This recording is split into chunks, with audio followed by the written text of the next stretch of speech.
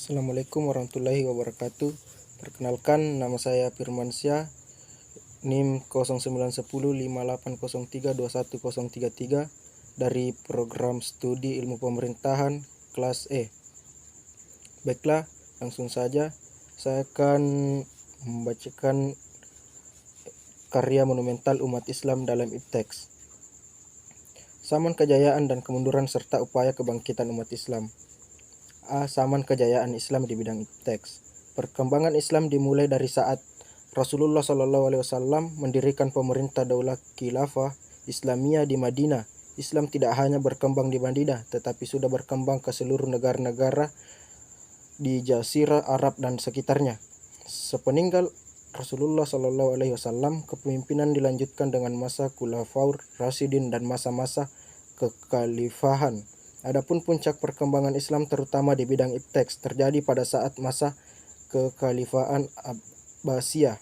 Montgomery Watt dalam bukunya tentang kejayaan Islam tahun 1990 menganalisa tentang rahasia kemajuan peradaban Islam. Dia mengatakan bahwa Islam bisa mencapai zaman kejayaannya karena Islam tidak mengenal pemisahan yang kaku antara ilmu pengetahuan, etika, dan ajaran agama. Fakta sejarah menunjukkan bahwa pada masa Daulah Abbasiyah dari tahun 132 sampai 923 Hijriah atau 750 sampai 1517 Masehi, Islam pernah menguasai dunia selama dari 700 tahun lamanya.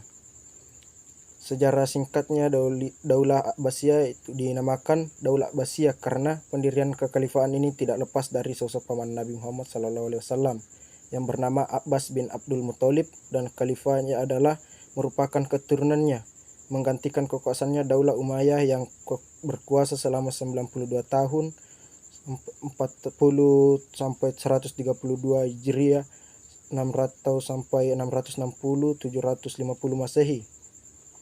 Kekuasaan Daulah Abbasiyah berlangsung selama 5 abad lamanya, yaitu tahun 132 sampai 656.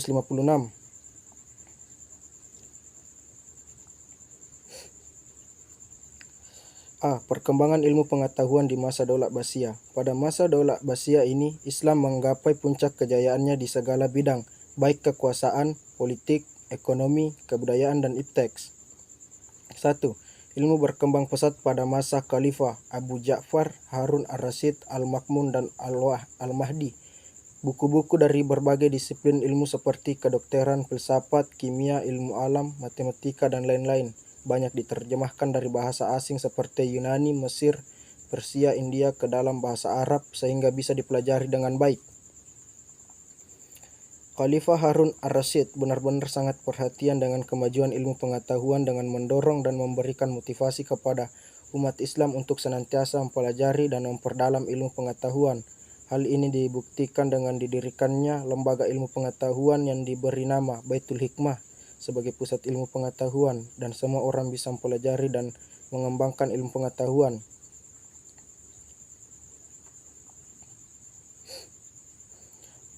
3. Para khalifah sendiri umumnya adalah ulama mencintai ilmu, menghormati orang-orang berilmu, memuliakan ilmu sehingga memberikan peluang seluas-luasnya kepada seluruh umat Islam untuk belajar dan mengembangkan ilmu.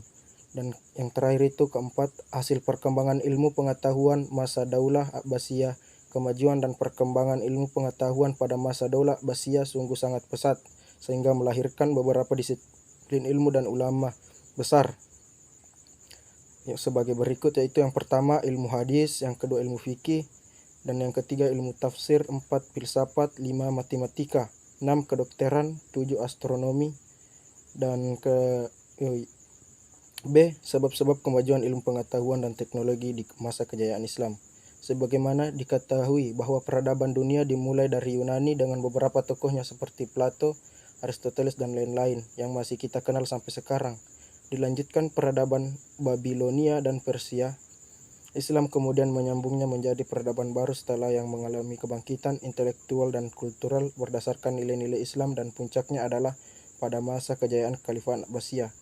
Salah satu unsur kejayaan peradaban Islam adalah karena penguasaan ilmu pengetahuan dan teknologi yang ditandai dengan munculnya para ilmuwan Islam pada saat itu, antara lain Jabir Abian, Al-Kindi, Al-Khawarizmi, Ar-Razi, Al-Farabi, dan banyak lain sebagainya. Itulah yang dapat saya sampaikan.